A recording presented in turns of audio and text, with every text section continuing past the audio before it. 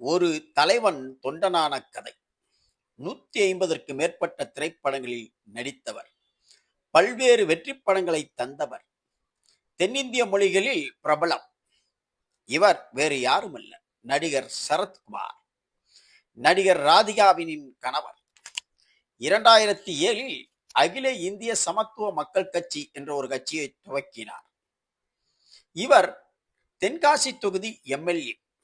இப்படி பல்வேறு முகங்களை கொண்ட நடிகர் சரத்குமார் 2024இல் பிஜேபியில் இணைந்தார்.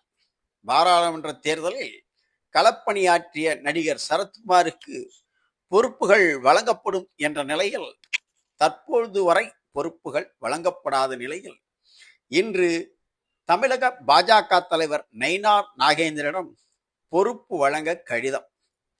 இதுதான் ஒரு தலைவன் தொண்டனான கதை.